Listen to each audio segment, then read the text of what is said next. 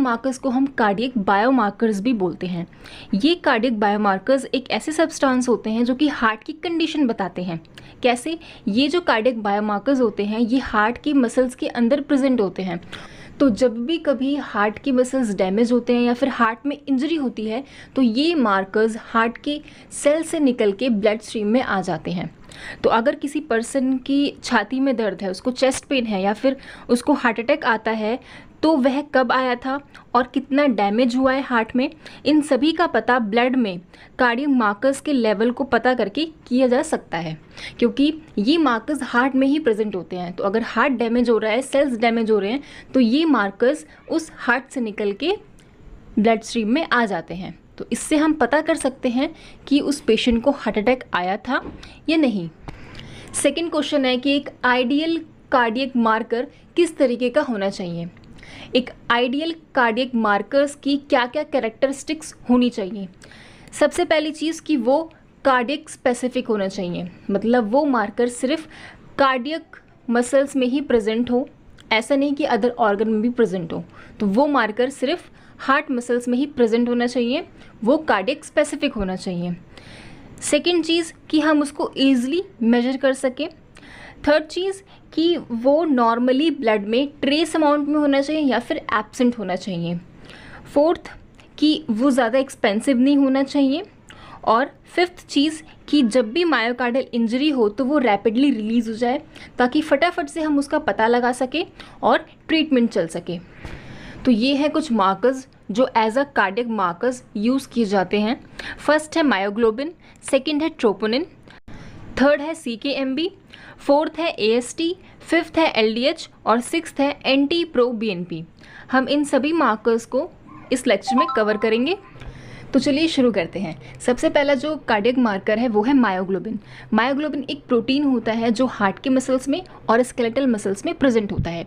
क्या फंक्शन होता है इसका? मसल्स के कॉन्ट्रैक्शन के टाइम पे ये उनको ऑक्सीजन देता है। तो जब भी कभी मसल्स में इंजरी होगी, चाहे वो हार्ट का मसल हो या फिर वो स्केलेटल मसल्स हो, तो ये मायोग्लोबिन जो है वो मसल से निकल के ब्लड स्ट्रीम में आ जाएगा।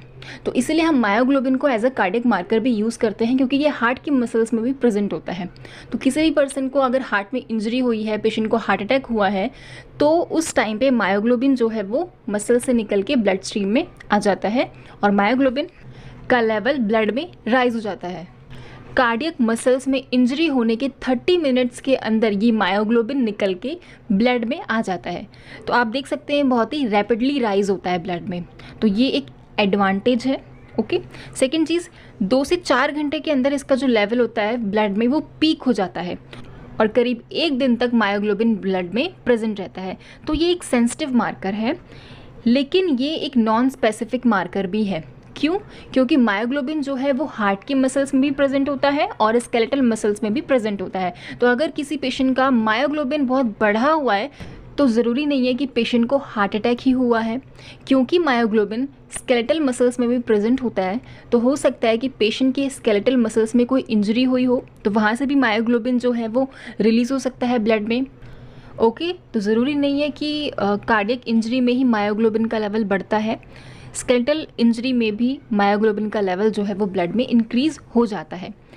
बट हाँ, अगर मायोग्लोबिन का लेवल ब्लड में नहीं बढ़ा हुआ है तो हम ये डेफिनेटली बोल सकते हैं कि पेशेंट को हार्ट अटैक नहीं हुआ है।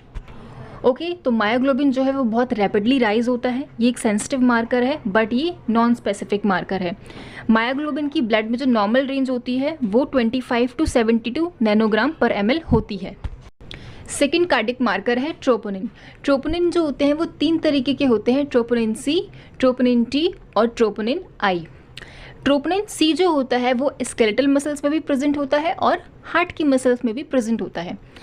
और जो ट्रोपोनिन T और जो ट्रोपोनिन I होते हैं वो सिर्फ हार्ट की मसल्स में प्रेजेंट होते हैं, यानी कि वो हार्ट के लिए स्पेसिफिक होते हैं। तो इसलिए हम इनको कार्डियक ट्रोपोनिन्स भी बोलते हैं। तो जब भी कभी हार्ट की मसल्स में डैमेज होता है तो ये ट्रोपोनिन हार्ट की मसल्स से निकल के ब्लड में आ जाते हैं। इसीलिए कार्डियक मार्कर के लिए ट्रोपोनिन सी ना करके हम ट्रोपोनिन टी और ट्रोपोनिन आई टेस्ट करते हैं, क्योंकि ये दोनों ही हार्ट के लिए स्पेसिफिक होते हैं। बट अब कार्डियक के लिए ट्रोपोनिन आई का ज़्यादा यूज़ किया जाता है, क्योंकि जो ट्रोपोनिन आई होता है वो ट्रोपोनिन टी से ज़्यादा स्पेसिफिक होता है।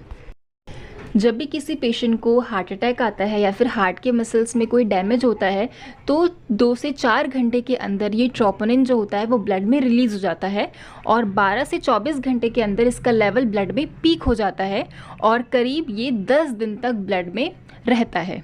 तो ट्रोपोनिन जो है वो बहुत ही स्पेसिफिक मार्कर होता है, अर्ली राइज हो जाता है ब्लड में और ये लेट मार्कर भी होता है क्योंकि ये 10 दिन तक ब्लड में रहता है। तो अगर कोई पेशेंट आके बोलता है कि 4-5 दिन पहले मेरी छाती में दर्द था, तो आप उसका ट्रोपोनिन करके ये पता कर सकते हैं कि पेशेंट को 3-4 दिन पहले हार्ट अटैक आया था या नहीं, क्योंकि ये ट्रोपोनिन जो है वो ब्लड में 10 दिन तक प्रेजेंट रहता है।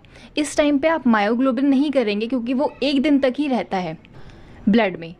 ओके, तो अगर किसी पेशेंट को 3-4 दिन पहले हार्ट अटैक आया था तो उसका जो ट्रोपोनिन का लेवल है वो ब्लड में आपको बढ़ा हुआ मिलेगा। ट्रोपोनिन आई की जो नॉर्मल रेंज होती है वो होती है 0 से लेके 0.04 नैनोग्राम पर ml तक, और ट्रोपोनिन टी की जो नॉर्मल रेंज होती है वो होती है 0 से लेके 0.01 नैनोग्राम पर ml तक। थर्ड जो कार्डियक मार्कर है वो है CKMB। यहाँ पे क्रेटिनिन काइनेज जो होता है ये एक एंजाइम होता है जो कि हार्ट में, स्केलेटल मसल्स में और ब्रेन में प्रेजेंट होता है। क्रेटिनिन काइनेज की 3 आइसो एंजाइम्स होते हैं, CKMM, CKMB और CKBB। CKMM जो है वो ऑल मसल्स में प्रेजेंट होता है बॉडी के, CKMB जो होता है वो हार्ट के मसल्स में प्रेजेंट होता है और CKBB जो होता है वो ब्रेन और गैस्ट्रो इंटेस्टाइनल ट्रैक्ट में प्रेजेंट होता है। क्योंकि हम यहाँ पे कार्डियक मार्कर्स की बात कर रहे हैं तो हम यहाँ CKMB को लेंगे, ठीक है। CKMB को हम as a cardiac marker use करते हैं। क्या करता है, ये हार्ट के मसल्स में प्रेजेंट होता है और जब भी हार्ट के मसल्स कॉन्ट्रैक्ट होते हैं, ठीक है, तो उस टाइम पे ये CKMB उनको एनर्जी देता है। तो जब भी कभी हार्ट डैमेज होगा, ठीक है, हार्ट के मसल्स डैमेज होंगे या फिर हार्ट अटैक आएगा, तो उस टाइम पे जो CKMB एंजाइम है ये हार्ट के मसल से निकल के ब्लड में आ जाता है। तो CKMB का हम यूज़ हार्ट अटैक को डायग्नोस करने के लिए करते हैं। जब भी किसी पर्सन को हार्ट अटैक होता है तो हार्ट अटैक होने के 2 से 4 घंटे के अंदर ये CKMB एंजाइम ब्लड में रिलीज़ हो जाता है और 6 से 10 घंटे के अंदर इसका जो लेवल है ब्लड में पीक हो जाता है और ये करीब 3 दिन तक ब्लड में प्रेजेंट रहता है। तो CKMB एक स्पेसिफिक मार्कर है, बहुत ही अर्ली राइज हो जाता है और अर्ली डायग्नोसिस के लिए ये बहुत अच्छा मार्कर होता है। CKMB की ब्लड में जो नॉर्मल रेंज होती है वो होती है लेस देन 5.0 नैनोग्राम पर ml। फोर्थ कार्डियक मार्कर है AST, एस्पर्टेट ट्रांस अमाइनेज, इसको हम SGOT भी बोलते हैं।